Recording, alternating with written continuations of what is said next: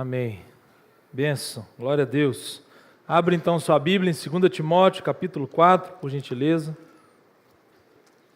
Estamos aí avançando com a nossa série, Tu, porém, sermões em 2 Timóteo, texto precioso da palavra de Deus, muita coisa para aprender, para colocar em prática. Deus tem sido bondoso, tem nos ensinado muito. 2 Timóteo capítulo 4, eu quero fazer mais uma oração com você antes de nós lermos o texto, porque eu farei a leitura assim que a gente for trabalhando a mensagem, eu vou lendo os blocos, as porções que nós formos trabalhando.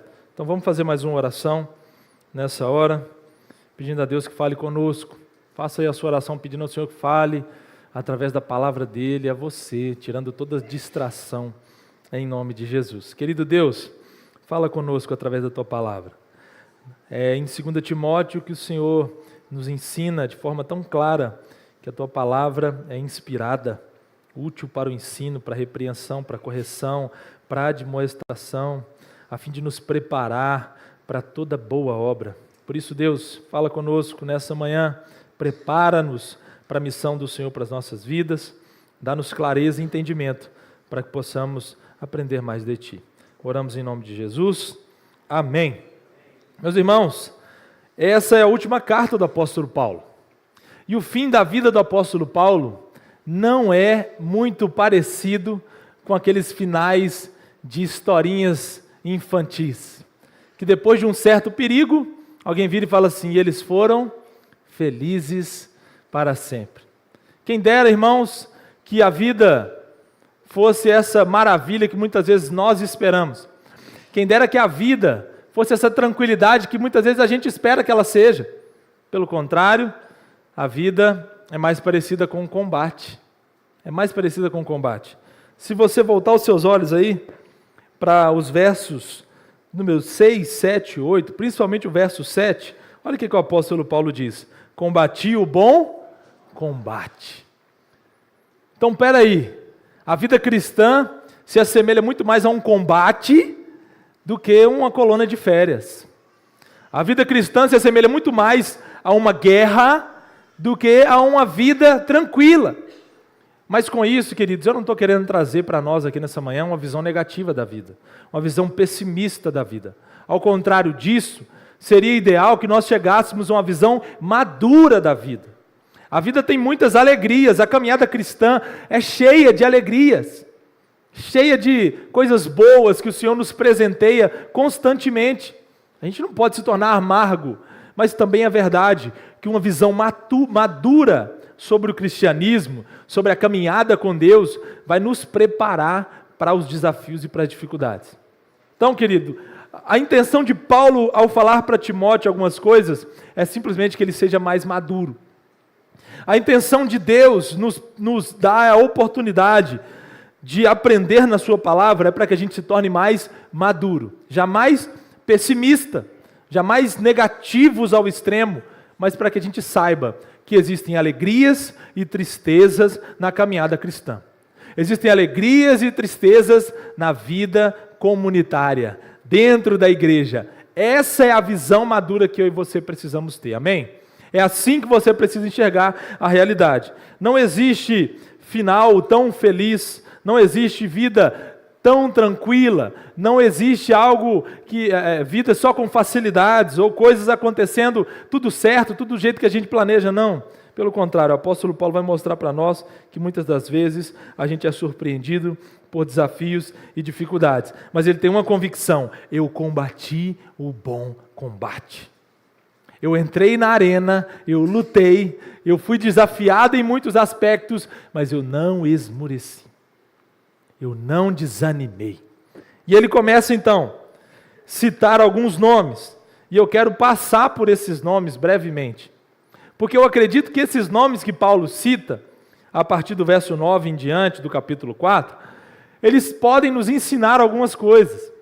Esses nomes que Paulo cita representam alguns grupos de pessoas. Então vamos ver aqui brevemente quais são esses grupos de pessoas, para que a gente aprenda a ter uma visão mais madura sobre a igreja e sobre a caminhada com Deus.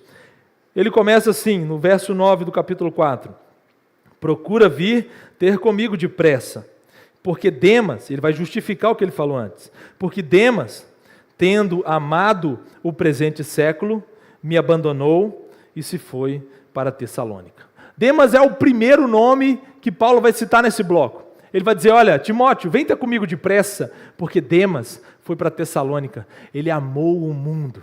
Ele, tendo amado este século, desistiu.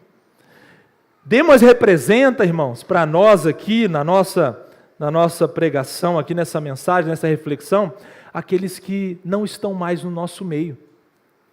Demas representa aqueles que um dia estiveram na igreja, que um dia cantaram louvores, um dia participaram dos cultos de domingo. Eles vinham, eles se envolveram em ministérios. Demas é citado em 2 cartas de Paulo, irmãos. No final da carta de Colossenses, Paulo cita Demas. No final da carta a Filemon, Paulo cita Demas. Ele era um cooperador de Paulo, um obreiro, um homem envolvido, próximo do apóstolo Paulo. De repente, o coração dele é tomado. Ele passa a amar mais as coisas do mundo do que o próprio Deus. E isso, irmãos, até hoje nos entristece. Isso até hoje acontece, ou você pensa que não? Por isso, o que eu quero trazer aqui nessa manhã é uma visão, repito, madura sobre a vida. Uma visão madura sobre a vida nos faz pensar que algumas pessoas se vão. Isso gera tristeza no nosso coração. A gente nunca vai ficar feliz com isso. Mas algumas pessoas simplesmente amam mais o mundo e se vão. Elas preferem o dinheiro, elas preferem o trabalho, elas preferem o descanso.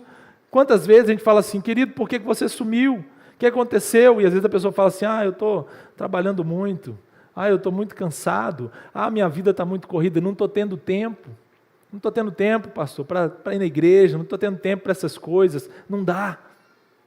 Pessoas que um dia foram fervorosas, e aqui eu não estou questionando se elas já foram salvas ou não, se um dia elas voltarão ou não, mas eu estou dizendo que isso acontece, faz parte da dinâmica da igreja.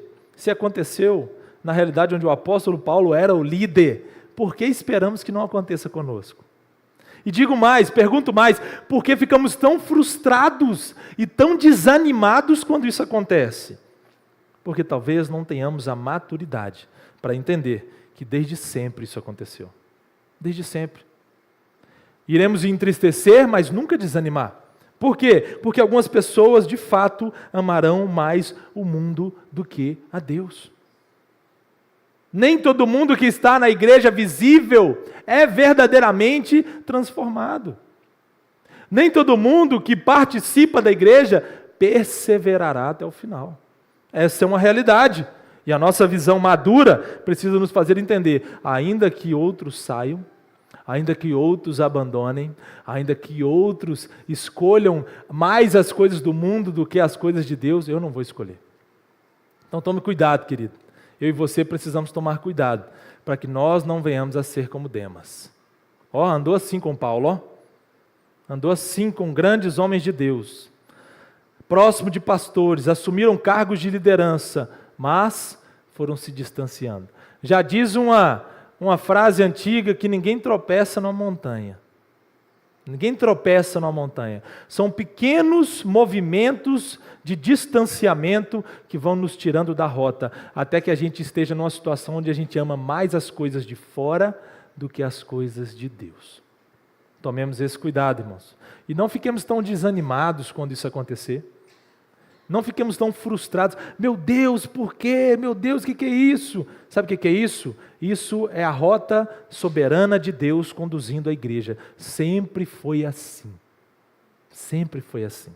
Mas ele continua, louvado seja Deus, ele vai dizer assim no verso 9, na segunda parte. Primeiro Demas o abandonou porque ele amou o presente século. Depois ele vai dizer, Crescente foi para a Galácia, Tito para a Dalmácia.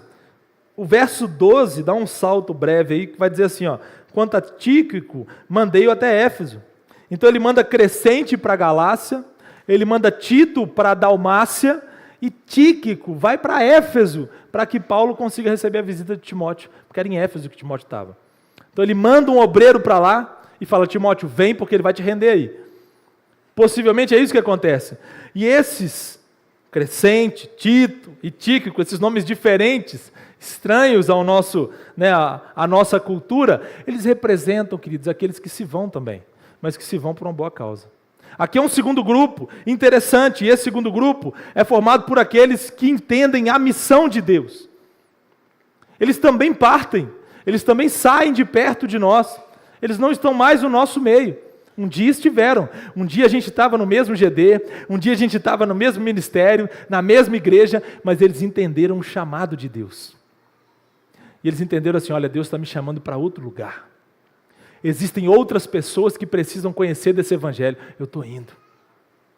Não apegados ao seu próprio conforto, esses homens, essas pessoas, esse grupo de pessoas aceita a missão de Deus. Ainda que isso gere mudança, ainda que isso gere desconforto, ainda que isso os faça se afastar daqueles que eles amam. Mas eles entendem a missão de Deus. Irmãos, aqui está um grupo que nós precisamos aprender com. Precisamos ser mais parecidos com esses, que são desprendidos. Eles têm preferências, eles têm amizades, eles têm as pessoas queridas perto, mas eles não estão apegados a isso. Por quê? Porque a missão de Deus é mais importante do que o próprio conforto deles. Eles vão para congregações, eles aceitam o desafio de plantar novas igrejas, eles servem em lugares onde eles não têm qualquer visibilidade, eles aceitam começar um novo GD, começar um novo grupo de discipulado, distante do seu ciclo de amizade. Por quê? Porque eles acreditam que Deus os está chamando para que eles anunciem o evangelho a outras pessoas. Precisamos, irmãos, urgentemente aprender com esse grupo de pessoas. No mundo cada vez mais egoísta, no mundo cada vez mais preocupado com os seus próprios interesses. Não foi isso que Paulo falou para Timóteo? Nos últimos dias os homens serão tão egoístas, Timóteo. Eles vão pensar só neles. A gente encontra 3 homens, mas eu sei que esses 3 homens representam muitos outros. Louvado seja Deus. 3 homens que estão desapegados, eles estão dispostos. Deus, onde o Senhor quer que eu esteja? Deus, o que o Senhor quer que eu faça? Senhor, o que o Senhor precisa de mim? Como eu vou fazer o teu nome mais conhecido? Do que eu preciso abrir mão para que o Senhor seja mais conhecido? Para que outras pessoas se acheguem? Eu abro mão, Senhor. Eu abro mão. Eu abro mão do meu tempo. Deus nos faz estar no meio de pessoas queridas, pessoas que jamais conheceríamos se a gente tivesse rejeitado a missão de Deus. Por isso, querido, não rejeite os desafios de Deus para a sua vida. Não rejeite os desafios, o chamado de Deus para você. Quantas vezes resistem ao chamado de Deus porque amam demais o próprio conforto? Bom, aprendemos com esses irmãos Crescente, Tito e Tíquico, que quando Deus chama, nós devemos obedecer. Esse é o melhor caminho. O texto continua. Verso 11 diz assim, somente Lucas está comigo. E é interessante a gente pensar que esse Lucas aqui é o mesmo que escreveu o Evangelho, que a gente tem na palavra de Deus aí, um dos 4 evangelhos, é o mesmo Lucas que escreveu Atos, é o mesmo Lucas que é o médico amado, que era um companheiro próximo a Paulo, próximo. E esse Lucas, irmãos, ele nos faz lembrar daquelas pessoas que Deus nos presenteia. Sabe aquela pessoa que não sai do seu lado? Você tem uma pessoa assim? Se você não tem, você precisa ter. Sabe aquela pessoa que não te abandona? É aquela pessoa que diz para você assim, se ninguém for no acampamento, eu vou. Sabe como é que é? Aquela pessoa, se ninguém fizer inscrição, conta comigo, eu estou junto, eu estou com você. Do que você precisa? Sabe aquela pessoa que está ali para te encorajar, irmãos? Esses são os Lucas que Deus nos presenteia. É tão bom viver em comunidade, porque sim, alguns amam o presente século e vão embora. Outros vão embora porque a missão é maior do que nós. Mas alguns ficam ao nosso lado. E eles não saem do nosso lado. Mesmo nos momentos mais difíceis e vergonhosos da nossa vida. Mesmo nos momentos em que nós estamos sofrendo. Aí é que elas parecem que querem ficar mais perto. Elas não estão por interesse. Elas não estão perto de nós porque a gente pode oferecer alguma coisa. Elas simplesmente estão conosco porque elas entenderam que elas precisam nos apoiar. Queridos irmãos, que bênção de Deus! Que bênção de Deus é encontrarmos pessoas assim, como Lucas, que se dispõe a estar do nosso lado quando nós mais precisamos. Paulo está preso, possivelmente acorrentado, perto da morte, precisando de ajuda, e aí ele descobre: Timóteo, vamos ver quem está comigo. Deixa eu te mostrar como é a realidade. Olha, Lucas está comigo. Esse é um cooperador fiel, que entendeu que o chamado dele não era para ir para longe, o chamado dele era para estar perto, encorajando, assistindo, orando. E é tão bom, irmãos, a gente perceber que nas noites sombrias, nas dificuldades da vida, nos momentos de lágrimas, de lutas internas, pessoais, ministeriais, Deus coloca pessoas estratégicas do nosso lado. Nunca perca isso de vista, viu, querido? Não se torne amargo ao ponto de deixar de perceber como Deus coloca pessoas ao nosso lado simplesmente para nos fortalecer, simplesmente para nos animar. Aquela pessoa que diz assim: olha, estou orando por você. Aquela pessoa que às vezes não é o seu líder, que às vezes não é a pessoa que você desejaria, que às vezes não é um presbítero, não é um pastor, mas é totalmente comprometida e preocupada em te servir. Que bênção! Que possamos valorizar mais esses Lucas que Deus coloca do nosso lado, mas que possamos também, irmãos, nos tornar um pouco mais parecidos com Ele, um pouco mais preocupados uns com os outros, um pouco mais atentos às dificuldades uns dos outros, colados nos momentos difíceis. Isso é bênção de Deus. O texto continua, eu pretendo aqui não me estender, mas o texto continua, a lista de nomes, para que Timóteo seja maduro, para que Timóteo entenda como a vida cristã funciona, para que ele saiba os tipos diferentes de situações que ele vai enfrentar, dos mais diversos tipos de pessoas. E o verso 11 vai dizer, na continuidade dele: somente Lucas está comigo, toma contigo Marcos e traze-o, pois me é útil para o ministério. Esse Marcos que Paulo está falando aqui, irmãos, é João Marcos, sobrinho de Barnabé. Esse João Marcos é o mesmo que escreveu o Evangelho de Marcos.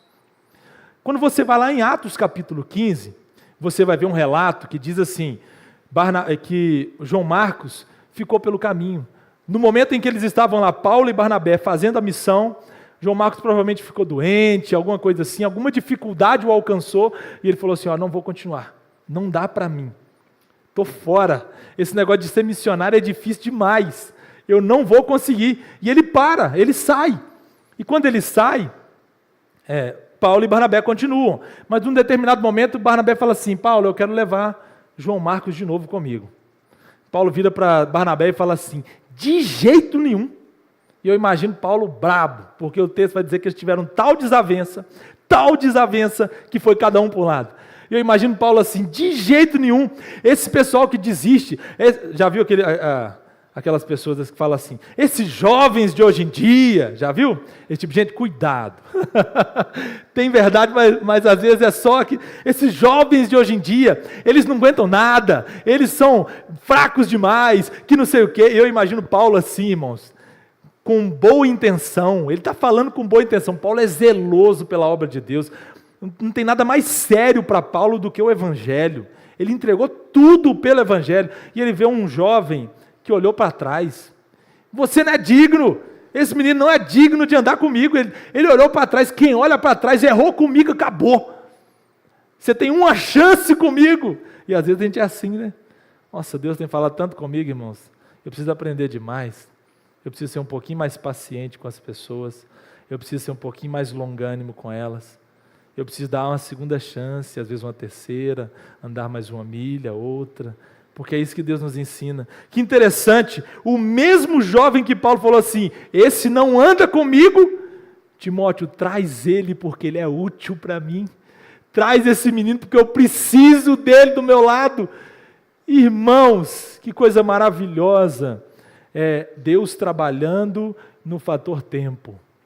A gente é rápido demais em descartar as pessoas. João Marcos representa aqueles que inicialmente falharam com a gente, que em algum momento da caminhada, lá no início, pisaram no nosso pé, fizeram alguma coisa errada, pisaram na bola, que quando a gente falou assim, posso contar com você, a pessoa falou assim, pode contar comigo, pode contar comigo. E aí quando você precisou, ele não estava. Aí você falou assim, não posso contar com esse cara não é confiável, para mim, eu nunca mais, já viu aquelas pessoas? Não, nunca mais. A gente é assim, aquelas pessoas somos nós. A gente é assim, nunca mais confio em ninguém. Eu nunca mais piso numa igreja. Eu nunca mais falo nada para o pastor. Eu nunca mais faço isso. Eu nunca mais peço ajuda. Meus irmãos, quando a gente observa a maneira como Deus pacientemente trabalha, a gente se torna também um pouco mais paciente. Aqueles que às vezes não te agradaram no início, podem se tornar peças fundamentais na sua vida. Pessoas fundamentais na sua caminhada. Aquela pessoa que às vezes você não foi muito com a cara, que por incrível que pareça tem alguns crentes que falam que o santo não bate, né? Uma contradição meio estranha. Com o tempo, Deus trabalha as coisas.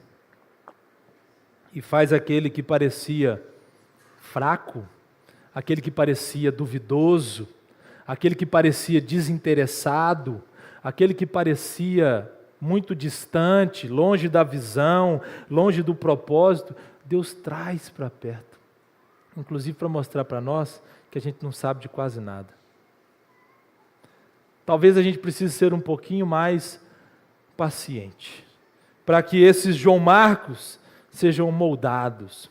Talvez a gente precise ser um pouquinho mais paciente para discipular esses que às vezes falham com a gente, para dar às pessoas o direito de errarem.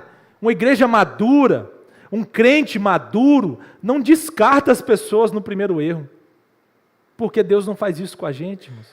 Imagina se Ele fizesse. Não desistimos das coisas na primeira decepção que nos vem. Não desistimos das coisas na primeira dificuldade, na primeira frustração com a pessoa, porque, querido, entenda, a sabedoria da palavra de Deus, essa pessoa pode se tornar muito útil na sua vida lá na frente. Para isso você precisa ter humildade, igual Paulo tinha. Paulo teve humildade para dizer, sabe aquele que eu achava que não servia para nada? Eu preciso dele. Porque Jesus foi trabalhando, provavelmente sendo usado, Barnabé sendo usado, Paulo não quis, Deus usou Barnabé. Provavelmente Barnabé discipulou João Marcos, ensinou ele algumas coisas, provavelmente João Marcos envelheceu um pouquinho, ficou um pouquinho mais maduro, passou por algumas dificuldades, enfrentou alguns desafios e entendeu, agora eu acho que eu estou mais pronto. Eu entendi que eu estava errado lá atrás. É possível que Paulo estivesse certo, agora eu quero fazer diferente. E ele então escolhe voltar a servir ao Senhor. Diferente de Demas, João Marcos representa aqueles que um dia falharam sim, mas que escolheram voltar e foram restaurados. Que escolheram andar com Jesus e andar com a igreja. Que escolheram voltar ao serviço. Por isso, meus irmãos, vamos discipular mais, exortar mais, corrigir mais e esperar mais. Porque lá na frente podemos ser surpreendidos. O verso 14, eu estou caminhando para o fim, tá? O verso 14 diz assim, Alexandre o latoeiro causou-me muitos males, o Senhor lhe dará a paga segundo as suas obras. Para que Paulo está falando isso? O verso seguinte vai dizer, Timóteo, guarda-te dele, cuidado com ele. Isso é um alerta, irmãos. E assim, da mesma forma, você e eu somos alertados hoje, mais uma vez, para que tenhamos uma visão madura sobre a realidade da vida cristã e até da própria igreja. E aí Paulo está dizendo, de dentro da igreja, se levantou um homem chamado Alexandre, que era também conhecido como latoeiro, e esse homem causou não poucos, mas muitos males. Muitos males. Ele dificultou a vida de Paulo de todo o jeito que ele podia. E aqui está um grupo de pessoas que existem e que em algum momento você pode se encontrar com elas. Em algum momento você pode se deparar com Alexandres latoeiros. Não seja ingênuo, não seja imaturo quando isso acontecer. É isso que a Bíblia está ensinando para nós, é isso que eu preciso aprender, irmãos. Que às vezes Deus vai levantar pessoas difíceis para inclusive forjar o seu caráter. para inclusive trabalhar você, para te humilhar um pouquinho, para me humilhar um pouquinho, para ver como é que a gente se sai em momentos difíceis. Ah, pastor, seria muito bom se todo mundo concordasse com a gente, se todo mundo pensasse tudo igual, né? Se ninguém dificultasse as coisas, mas existem, às vezes, Alexandres Latueiros no caminho. Você precisa saber lidar com eles. Nós precisamos saber lidar com eles. Esses são aqueles que sorrateiramente, ou às vezes até na frente de outras pessoas, difamam a igreja, difamam os seus líderes, falam mal dos pastores, falam mal do líder do ministério, falam mal do GD, criam contendas, criam divisões, criam confusões em nome de uma suposta verdade que eles acreditam defender. Camuflados de uma boa intenção, os Alexandres Latueiros se tornam opositores ferrenhos do trabalho. Paulo enfrentou isso, irmãos.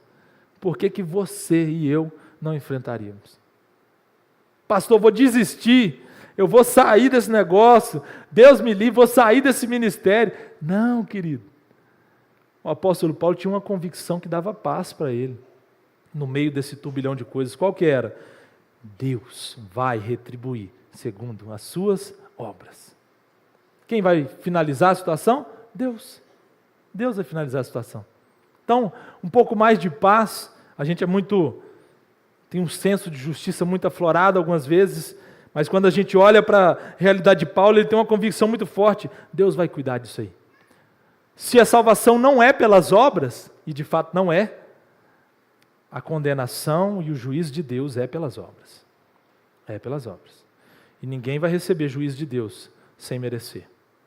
As pessoas que forem julgadas por Deus, condenadas por Deus, receberão exatamente por aquilo que fizeram. E aí vem um grande alerta, querido. Vem um grande alerta para nós.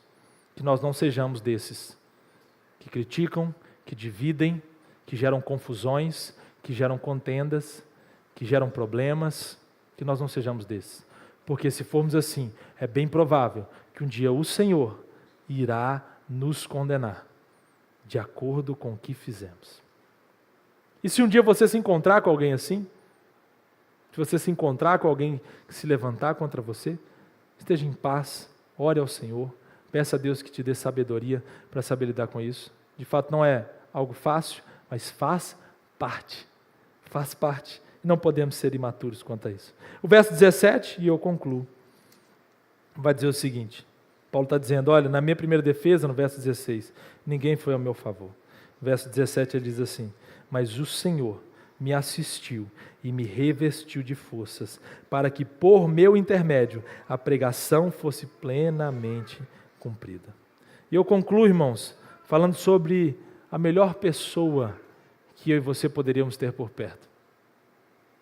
A melhor pessoa que pode nos acompanhar em todos os momentos da vida. Quem é? O Senhor. O Senhor. Se tem alguém que vale a pena ter por perto, muito mais do que Lucas, muito mais do que Timóteo, e Paulo tinha essa convicção, é o Senhor. É Cristo Jesus. Ele é incomparavelmente melhor do que qualquer outro. A gente nunca vai ser como ele. Ele não representa objetivamente ninguém, porque ninguém consegue ser como ele. Mas a gente pode tentar imitá-lo. Cristo é aquele que nos momentos mais difíceis e sombrios da vida se põe ao nosso lado. E o apóstolo Paulo vai dizer, ele me assistiu e me revestiu de forças. Num mundo cada vez mais solitário, onde as pessoas têm muitos amigos nas redes sociais, mas poucos amigos de verdade, Jesus é um bom começo. No mundo onde as pessoas são influenciadas negativamente por uma série de pessoas, Paulo escolheu e entendeu que o Senhor estava com ele. Qual foi a última vez que você teve convicção que o Senhor estava do seu lado? Talvez você me diga, pastor, nunca tive essa convicção. Qual foi a última vez que você teve certeza de que Cristo estava do seu lado? Eu quero essa convicção para mim, irmãos.